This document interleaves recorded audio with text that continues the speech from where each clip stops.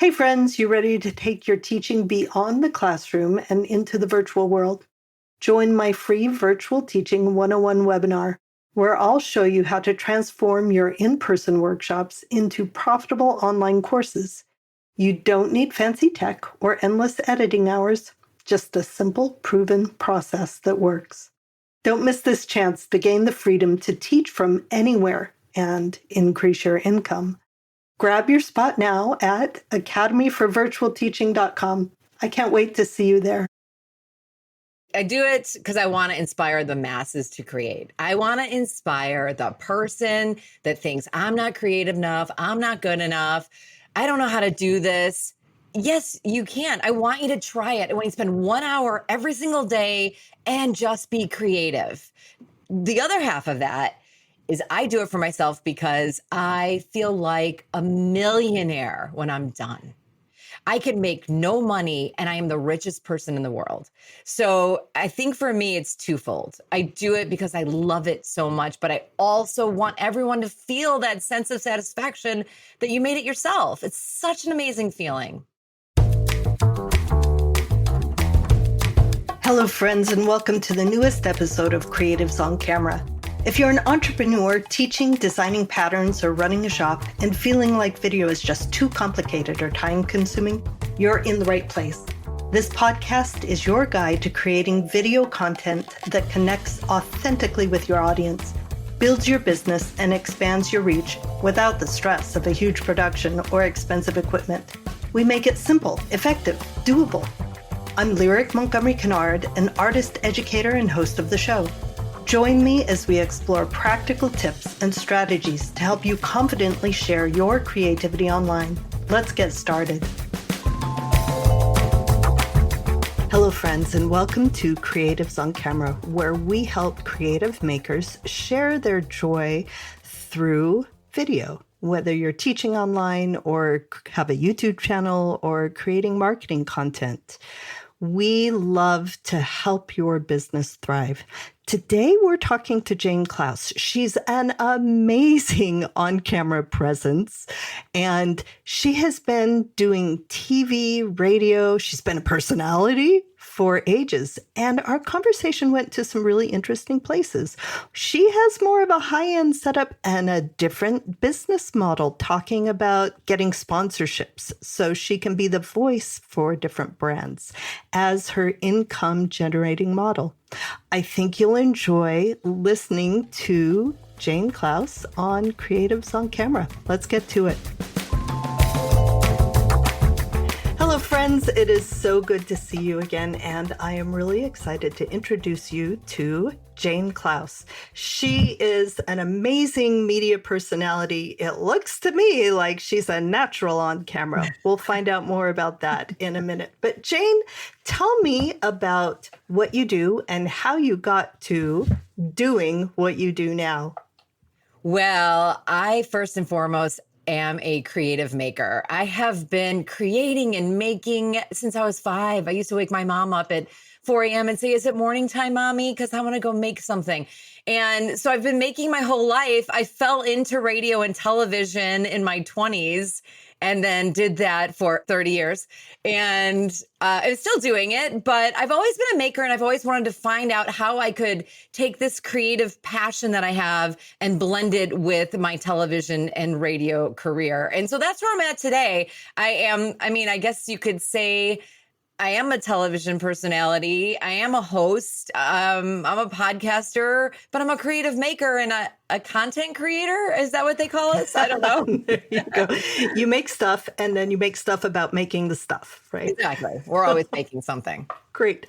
What does your website has so much stuff on it and you do so many things. You and I might also be alike in our ADD-ness. We want to do and have and create all of the things all of the time.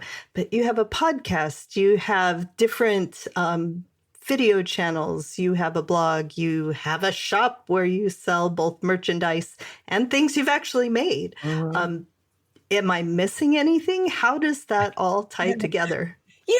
when I was creating my website, I wanted it to be a place where people can go and explore. So if you weren't looking to learn how to make something, maybe you wanted to be inspired by reading something, or maybe you wanted to go back and watch a video or watch a segment that I did somewhere, or that either could be from health and wellness and fitness to creativity, or like peeling back the curtain on other people's creativity. So when I was building my website a long time ago in the early 2000s, Lyric, when I started my website, I said it looked like a 1950s kitchen. Like when a kitchen gets, it needs to be updated. So when I first started my website, and then when I needed to redo the website, I would just say to the web designer, it looks like June Cleaver's kitchen. We need to update it to today. And so I've always been, really enthusiastic about having a website, but I want it to be a place where people can like swim around and like just be in it and feel it and do what you want to do. If you want to shop, great. If you're feeling inspired to make something, awesome. If you want to listen to a podcast, amazing. Or if you want to watch a show, go ahead.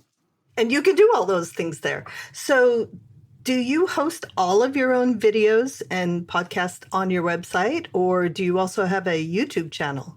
I have a YouTube channel, and my YouTube channel right now is kind of the landing spot for everything. I'm not doing any live YouTube shows, but I'm super contemplating doing that. I've been doing live 1 hour, sort of here's a project, let's make it for other people.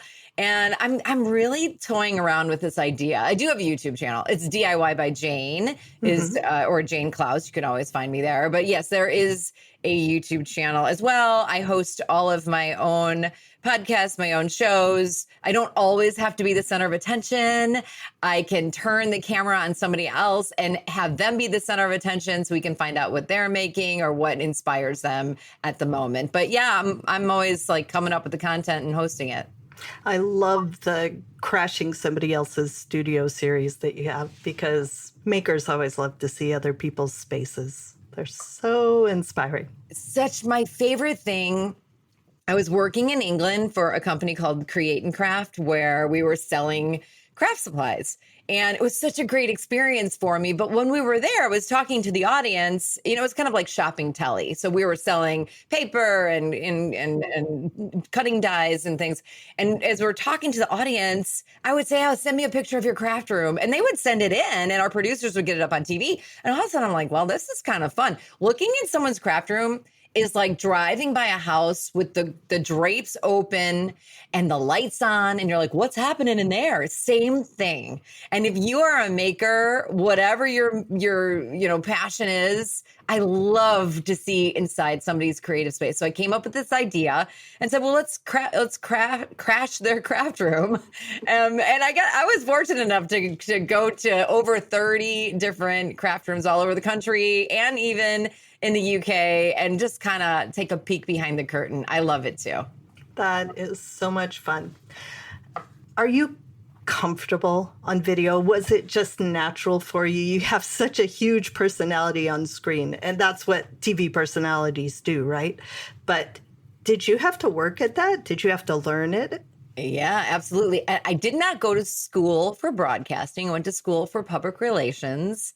And when I kind of took the turn into television, I was working at a radio station in Phoenix, and the local TV station said, hey, you seem to know what's going on around town. Why don't you do this segment for us? And I thought, well, am I good enough to do this? Like, can I do this? And so, yeah, I mean, I think it was more of an internal thing. And it was more like, am I allowed to do this? And then it became, after so many reps and so much time, then you stop thinking about it. But I'm telling you, if I'm on a break or I haven't done it in a while, I always say to myself, like, am I the one that's supposed to do this? So, does it come natural? I think the enthusiasm is just something that, I have. And if it comes across on camera, amazing. But I also feel like I need to prep, and I need to be in my space, and I need to be totally focused on this moment at this time and not thinking about anything else. So it sounds more like learning to give yourself permission and kind of get over imposter syndrome, which friends, everybody gets at some point or another, and it never really goes away. You just choose to let it go. It sounds like it's more that mindset than, oh my gosh, I don't look or sound good enough on camera. Yeah, I mean, imposter syndrome is real. I still get it. It's funny, like I have imposter syndrome all the time when in the making, process. Like I know that I can do TV or radio, but sometimes I'm like, am I allowed to show people that I can make this garment? And I feel sometimes like an imposter, like I can't really sew, but I can. So anyway, I think going back to your point about I don't look good enough or, whatever we think about ourselves, it's you look great. Anybody can be on TV. You just practice or be on camera. I'll say this, and I want to make this point about a 17-year-old that's going to college that wants to major in broadcast. And that 17-year-old says, well, I'm not pretty enough or smart enough to be on TV. So you don't major in it, but you end up in it anyway. That was me. And that was because I didn't feel like I was pretty enough or smart enough. Throw that out the door. Everyone is pretty enough and smart enough to do whatever it is that you want to do. If you have the drive and passion to do it, you can do it. Right. And the thing is, it's not about us. Why are we doing this? Like, why do you do this? I mean, we love to create and we love to share. But outside of that, why are we putting in all the effort to create content, to set up video equipment, to edit and put it in all of these places? That's a huge amount of work. Who are we doing it for and why? Who are you doing it for and why? I do it for myself. I do it because I want to inspire the masses to create. I want to inspire the person that thinks I'm not creative enough, I'm not good enough, I don't know how to do this. Yes, you can. I want you to try it. I want you to spend 1 hour every single day and just be creative. The other half of that is I do it for myself because I feel like a millionaire when I'm done. I can make no money and I am the richest person in the world. So I think for me, it's twofold. I do it because I love it so much, but I also want everyone to feel that sense of satisfaction that you made it yourself. It's such an amazing feeling. So it's a service mentality. It's for you, it fills your soul, but part of filling your soul is to bring that joy and that creativity and the same spark and joy you get from creating into the lives of other people, right? Otherwise, we would just do it on our own in our studios and never share it. 100%. I want everyone to feel that joy. And we're lucky that we have the technology to be able to share our gifts and our joy and our passion with everybody. I mean, think about back in the day when we had to get up off the couch and change the TV, right? Or can you turn the volume down, honey? Now we're broadcasting from our living room all over the place. Like you have the opportunity to do it. The technology really is still miraculous to me. I can't believe that we're able to just reach people all around the world. Let's back up a little bit because I'm really curious. You have all of these things, and in the back of my head, because I really love the business part of it as well. I love figuring out how things work. It costs a lot of money to travel somewhere and bring film equipment, and it takes a lot of time to edit or pay somebody to edit. I am really interested in your business model. What is it that you do that brings income, and what is it that drives people to that part of your business? How do you keep it going? I love that. I struggle with that because other people say, I'm selling this product, I'm selling this, whatever, I would say a product, another product, this item, whatever it is. I guess I'm selling myself and what I can bring to a brand. And so I typically will pitch myself to a company and say, let me do your video production. Let me be your spokesperson. And through that, we will sell your product. A lot of people will say, I'll want to be an affiliate and then I'll make money while selling your product. I'm way more comfortable working as a right arm extension of the marketing team, as a brand ambassador or a spokesperson, because I can. And it's for me to think of, well, how can I create a video in this form, this form, and this form? And what will the content be? Well, that's all my television and radio schooling after all these years. I can implement those things into a plan for a brand. So that is my business model, is that I typically say, hey, these are all the things that I can do for you. We can do one or we can do all of them. Let's pick and choose. It's like a Greek menu, whatever you want. So it's brand sponsorship. You get paid by other companies to promote their products, to show people the joy that they get from using their products, which is a little bit different than a lot of people do. Brand totally sponsorships you got to go out and hoof yourself, right? You have to pitch and promote and approach those brands and be confident. Did you have to have a huge resume in order for those brands to accept you? So when I first started pitching myself to brands, I just came up with a proposal, like just a PDF, a bunch of different, a deck, they call it, a sales pitch.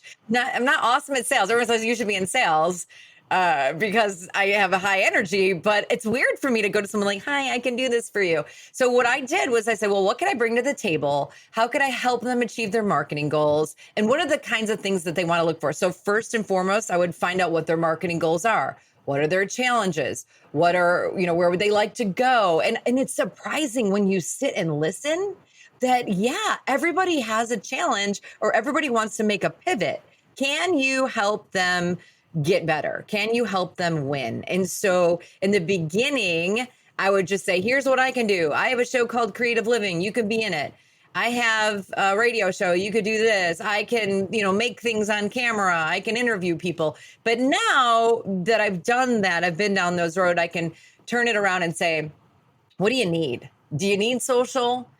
Do you want to be a part of a bigger show? Do you want to do a live show? Do you just need some things made on camera? Do you want my hands? Do you want my face? Do you want me to speak for you? So I have just sort of a menu of things that they can choose from. I always put it in the proposal. I, give them the big picture and then let the brand and in conversations decide, how does this work for us and our budget? So that's always a big thing, because I've seen a lot of different budgets, and sometimes the budgets don't work with, where I need to be for hiring an editor, or it doesn't, or the budgets are great and I can have a big, huge team and a crew. So, you have to be flexible, but certainly I would say don't ever say no, because you can build your resume even starting small and doing little projects one by one.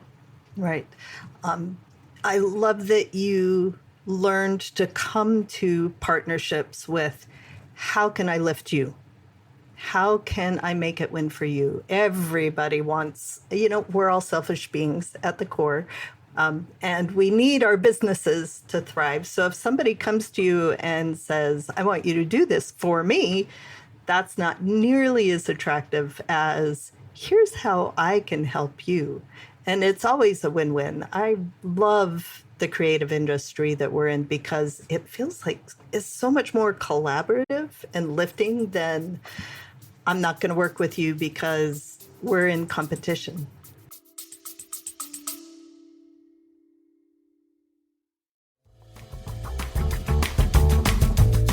Let's talk about teaching online. Maybe you've thought about it, but it feels overwhelming. You're worried about being on camera, not having the right tech, or figuring out how to translate hands-on workshops to a virtual setting. I've been there, but here's the truth. You don't need to be a tech genius or have a big audience to make online teaching work. That's why I'm inviting you to my free Virtual Teaching 101 webinar. I'll show you how to take what you're already doing and turn it into online classes that reach students globally, all with minimal equipment and simple steps. When I made the switch, my income per teaching hour jumped by 7 times compared to in-person workshops. and I'll show you exactly how it can work for you too. Spots are limited, so don't wait. Sign up now at academyforvirtualteaching.com and let's get you started on this incredible journey. I'll see you there.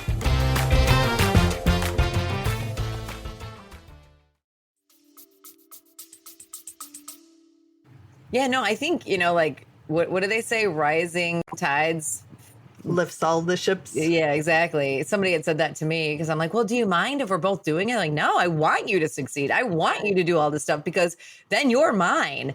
So I do love the community that we're in. We all want to work together. We're none of us do the exact same thing. So we have specialty in our certain area. Well, maybe you do something similar, but it'll never look like what I look like because it's creativity. Everyone's creativity is different.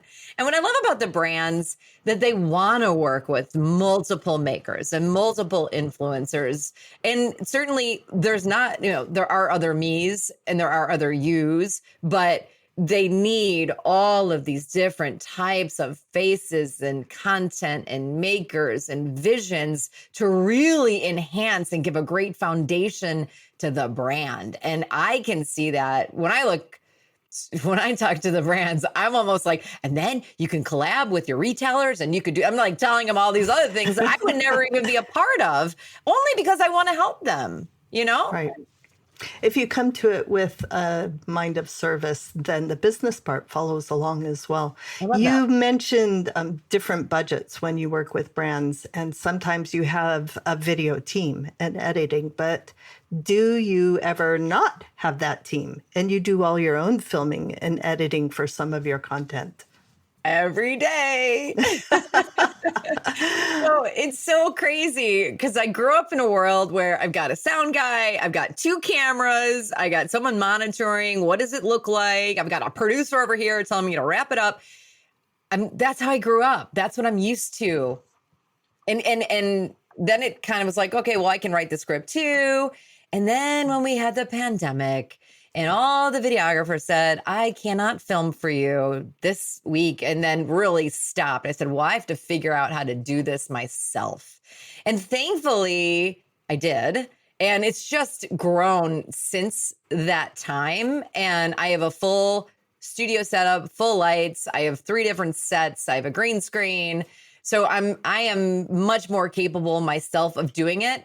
Listen, I am not the best editor. I'm not the best shooter because it's hard to film yourself when you're the person you're filming, so it's a lot of extra work. I can do it. So that's good. That's the good thing. I can edit. I'm good at it, but it takes me a longer time, I think, or maybe it takes everybody a long time. And I just think that I'm not good at it because it's not what I say grow up doing. It's not what I do. I'm a hoarder. Why would I want to get rid of anything? In those film clips. Exactly. Yeah. So I love working with a team. I also think this, if you're building a business shooting video for others, if you have somebody to help you, say shoot and edit, then you can release that to them and you can get more clients. And that's how you're going to build. If you're able to pull in the first one and maybe you don't make any money on the first client because that's all going to the person that helps you, well, stack some other clients on top of that. And now you've got a full calendar. So you're turning it and burning it and you have your crew working on the back end and you're building a business. Right. So going back to the beginning of the pandemic before you were filming all of your stuff, you have an amazing setup now because video is what you do. It's all about being on camera. So of course it makes sense to do that. Did you start out with a huge outlay of fancy equipment and setting up a fancy studio, or did you build it as you went? So oddly enough, I moved into a artist loft right before the pandemic because as a child who loves production, forever, I've always loved production. Since I was a little kid, I loved production. I should have been in production my whole life. But I've said, well, I want to have my own studio set for no reason. So I'm live in Chicago, and in our condo, there wasn't really, I had a blue room. We called it the creative room, but there wasn't space to like really have a set. So I don't know. I got a wild hair and I said, I'm going to move into an artist loft. So I had this beautiful studio before the pandemic. I had my 3 sets. So luckily that was all set up when the pandemic happened. So I was able to do all of my shows during that time. Did I have the best equipment? No, I had maybe, a couple of lights, but as that grew, I got a backlight and I got a low light so you could behind me when I'm on a set, if you don't have a backlight, it's dark. And I was working on a team, and the team would say, well, do you have a backlight? Or I work with a photographer, and they would ask me about it. And then I was at the gym and I ran into a gaffer. Do you know what a gaffer does? They do such cool stuff with equipment. Tell us. No, they do lights. And so, random. I'd never seen him at the gym before. A friend of mine said, hey, you should talk to him. And he ended up having some C-stands and some cables that I could hang lights behind me in my studio. And he helped me set it up. And so I learned from him how to get, a pin light, how to get a back spotlight to pull you off of your set. So all these little things I learned along the way. In the beginning, I'll go back. Some of those videos are on my website. You'll see how dark it is. You'll hear how hollow the audio is because I didn't have a microphone. So many things I've grown into. And yes, I started small, but luckily I had the space and a couple of lights. Right. And when you're teaching, when you're creating video, especially for hands-on things, it's amazing to have a studio set like that. But just a few important details like the mic or good lights that don't have to be huge and expensive. I use LED light tablets in different places, and they don't take up space. They're clamped to furniture instead of big stands on the floor, and they work just fine. It's pretty amazing. I'm curious, when you do edit your own work, what software are you using? I use Final Cut Pro on my Apple MacBook Pro, and I use GarageBand when I'm doing audio. I was using Audacity, and then Audacity is another program that we use in radio, and then whatever computer I had at the time said we no longer allow you to use Audacity. They don't support it with our recent system update. Yeah. So I dove into GarageBand, and I can do voiceovers on it. I can edit my podcast on it. I love it. If I'm recording on a lavalier mic that records audio separately on an SD card, and then you're capturing the audio just on the camera, I can sync the two, and I do that in GarageBand as well.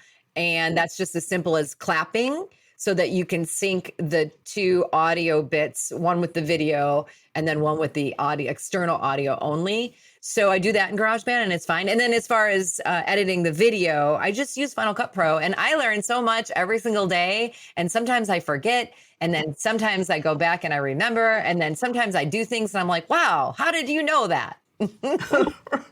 Right. And Final Cut Pro is a really, really powerful program. It does have a learning curve, but it's things professionals use all the time. So if you know that you are moving forward and you're going to be creating a lot of video for the foreseeable future, it might be worth that learning curve using that program.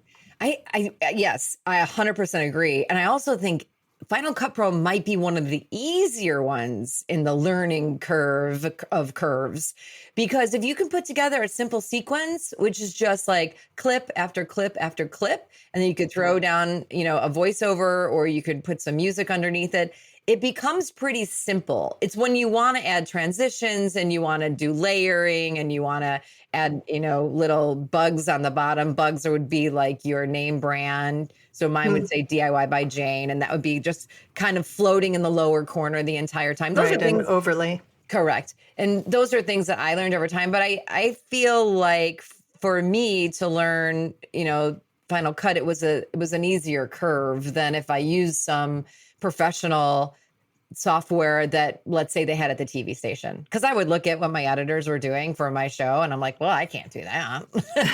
They can. Yeah, you can do anything you set your mind to. Absolutely. I mean, often our people who want to create video are kind of technophobic and think, oh, I'm going to mess it up.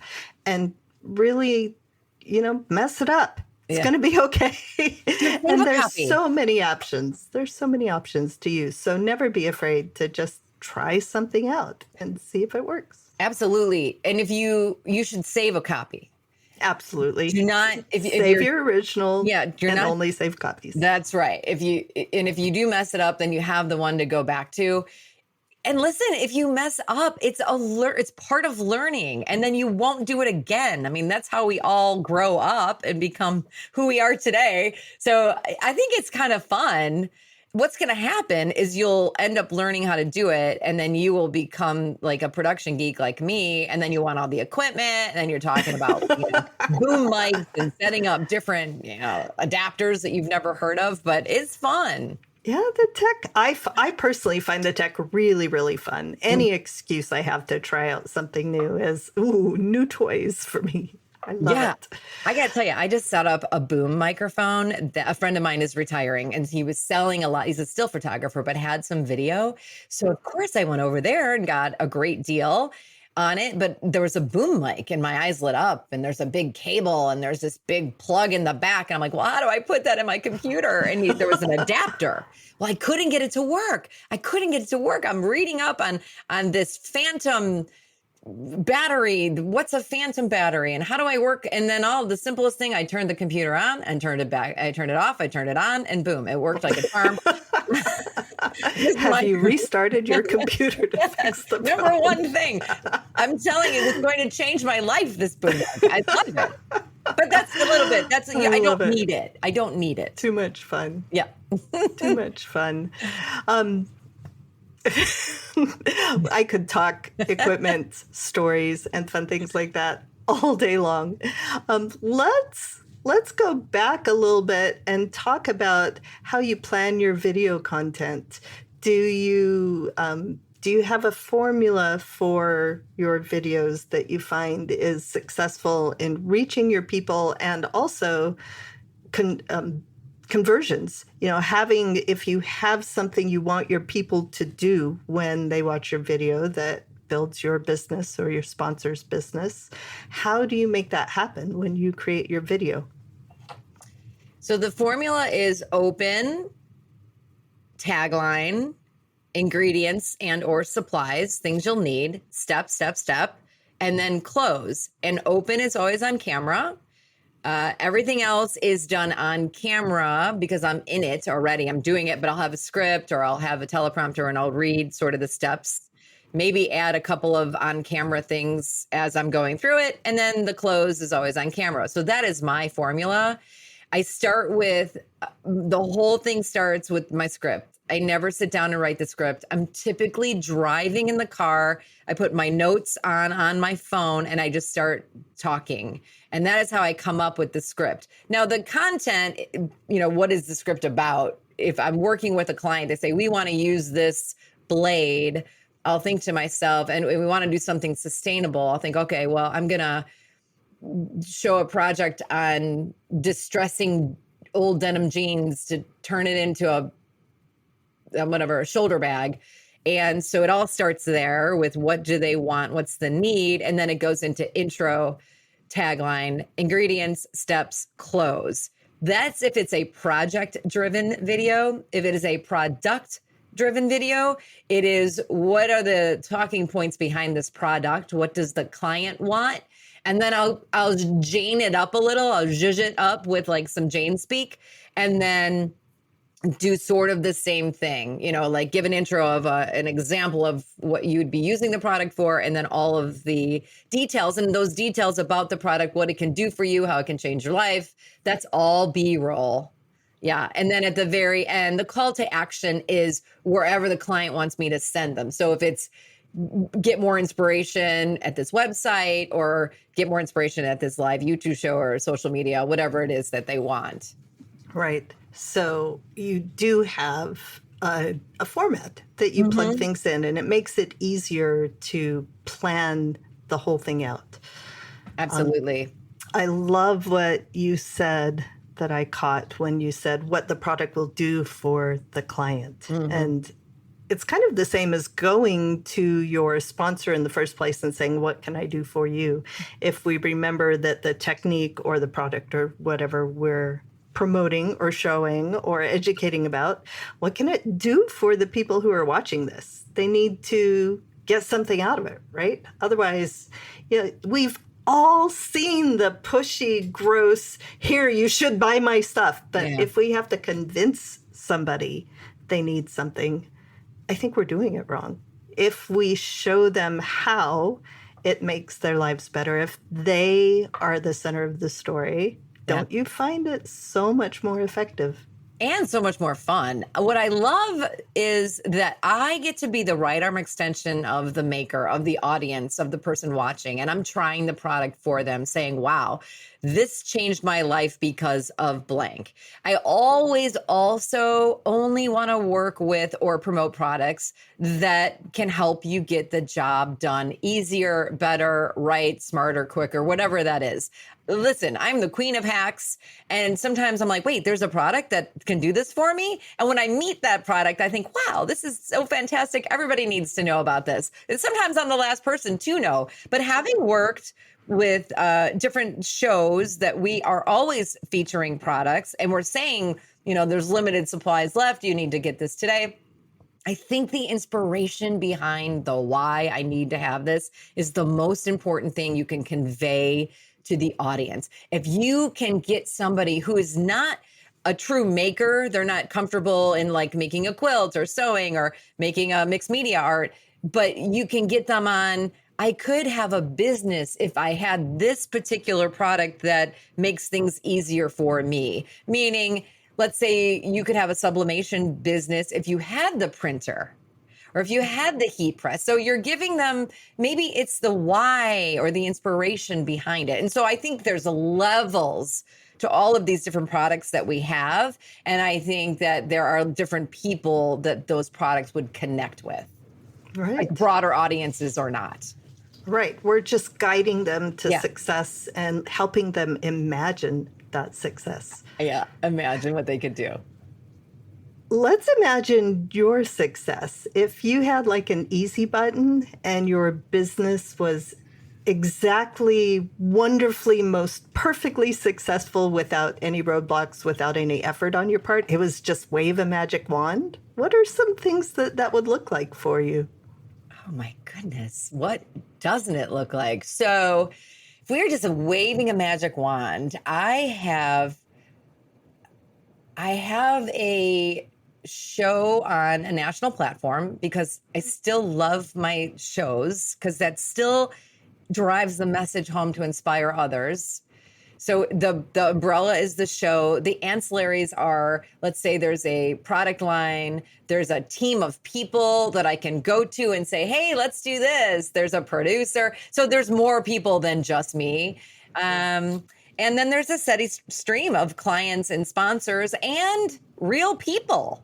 And there's real people involved, meaning it's not the machine is the people, the producers, the camera guys, the editors, the salespeople. That's the machine. But the real people involved are the folks that are doing the making or that are doing the inspiring. So I just think that for me, it's all about pulling everybody else in while working with a great team of people. Right. I would say I would do that for free because I love it. And it gives you, when you have a support team, it gives you the opportunity to put all your energy towards the actual interaction with the people that you're serving through video, right? Yeah, and coming up with the creative side of it, whether it's creative content or the next thing or the social. I mean, that to me is so much fun. And that's pie in the sky. That's the big picture. That's what I love. But I also think like working by yourself, it's just like any entrepreneur, you learn from all of those little challenges that you have. You have to put together the creative proposal. You have to do the editing. You have to write the script. You have to host it. And guess what? You probably have to make the dress that you're going to wear or whatever. You know what I mean? Like you have to do it Right. all, but it's part of the journey. And that's what makes you better when you can have the pie in the sky, magic wand moment. Right. So have you been doing this just since the pandemic, since COVID? No, actually, so when I was hosting Creative Living and also Living Healthy Chicago, which I hosted Living Healthy Chicago for like 12 years, and I always did radio on the side, this creative side of me just had to be there. So you know what I would do, Lyric? I would call local stations and I would say, hey, why don't we come up with Father's Day DIY gifts? And I'll do a whole bunch of different ideas. I'll come over and I'll inspire people to make, and I'll just do it on your morning show. So I did that all over town in Chicago. I did it all over the country. I called the Today Show. I go, hey, let's make prom gowns from 1980s prom gowns. I made no money. I just wanted to inspire people to create. So I think this started like in 2009. So I've always done this on the side with really wanting to make money or wanting to do something bigger with it. It was just that I needed that outlet. I needed to be able to do that. So I've been doing it a long time, making money at it probably for the last 10 years, I would say. Right. Yeah. So often people see somebody like you with this huge presence and huge personality, and you're talking about big sponsors, enough to hire a team and have a huge studio. And they think, oh, well, she's born with it. Or she, this just happened easily for them. And we don't see the years of steady progress, the years of keeping going, even when it might feel like, I've been doing this so long and it's not working the way I want it to. So what would you say to people who've been trying it for maybe a year, maybe two, and are struggling and wondering if they should keep going? Don't give up. If you love it enough, don't give up. Keep going. You never know when the next door is going to open, when the next person says yes. If you gave up now, then you don't want to ever what if yourself. Listen, could I go maybe just get a marketing job, or can I just go get like a job? Not to say just, okay, I don't mean it that way, but I keep driving this thing because I love it. And I really, truly feel that there's something there. So if you love it, if you're passionate about what you're doing, maybe it's what you're doing on the side and you have to make money. We have to make an income. So, you don't have to quit your day job. Just find time to still be creative and drive this. If you're at a point where you can say, I'm going to just keep going every single day, do something. Somebody told me, and she's an amazing creative coach, said, how many frogs have you swallowed today? And I said, yeah. And I'm like, wait, what do you mean? What do you mean? She's like, you need to pull back on your creative. You need to slow down, slow your roll on what's going on, Willy Wonka, and start doing the business side of it. So I would say if you're struggling, find a coach. If you're struggling, ask a friend for inspiration. If you're struggling, take a minute and just sort of meditate on it or think about it. And if you love it, don't stop. So swallowing a frog is doing the business part that you might be avoiding, but that is necessary for you to move forward. Yes, the hard parts. And that's the parts those are the uncomfortable parts. It's the parts where you're like, now I have this outline. Now I got to make it pretty. Like, how much time is that going to take? You have to just take the time and do it, because once it's out into the world, then you can move on to the next thing. But I also think time blocking is huge. Mm-hmm. And I mean, I am squirrel. Before we are talking today, I was like, I'm going to start I'm like, no, I'm not. No, you are going over here to talk to Lyric. You cannot get sidetracked. But Focus. And so that's, I would say, time blocking, prioritizing, swallow the frogs early in the morning. And then if you still have any energy left, do some creative things later in the day, or, flip flop it. I also, born with energy for me is probably genetic, but also I work out so much and I have those feel good endorphins that are flying through my body that's why I have so much energy. You do the work it takes to get you where you want to go. And I like the work. Good. Yeah. If we don't like this work, I mean, there's always parts of it that are difficult. They're the frogs, right? But keep in mind our overall joy in the creativity we get. This has been so delightful and so much fun. Where can people find you, Jane? My website, Jane Claus, Clauss for extraspecial.com, janeclaus.com. I am on, that's my website. Everything is there, but my socials are Jane Claus. My maiden name is Manzuris. This is getting a little confusing, but Jane Manzuris Claus, you might see, and that is me. So just Jane Claus. We'll start at the website. And yeah. Go from there. That sounds good. Let's wrap up with a fun question last that I love to ask all the creatives that get to come share with our audience. Jane, what is the last thing you made? So I'm actually working with a client. So I am using their product. They have a subscription box, and I'm using their product to create something from the box. And so I made a sign out of buttons and embellishment and jewels that says beach, because everything is kind of an island theme. So I'm just making a wall hanging that says beach. Oh, you have it right there? I have it right here. Yeah, actually. Yeah. So those are That buttons and is embellishments. so much fun. But it's everything that came in the box. It's not finished yet. I'm still going to add more to it, but that is what I'm working on now. And then later on today, I'm going to dive into some upcycling projects for another client. Fantastic. I know, I love it. Great. Jane, this has been educational, enlightening, and also entertaining. Thank you so much for taking time to be here with us on Creatives on Camera. Such a pleasure. Thank you so much for having me. All right, friends, go create something, go teach something, go share something, go serve your people. And we'll see you next time on Creatives on Camera. Thank you so much for joining me on Creatives on Camera. I know there are countless podcasts out there, and I'm honored you spent your time here. If you enjoyed this episode and don't want to miss the next one, please subscribe to the podcast. Then, if you'd like to stay connected and get even more tips on teaching, marketing, and video creation, sign up for my email list at academyforvirtualteaching.com.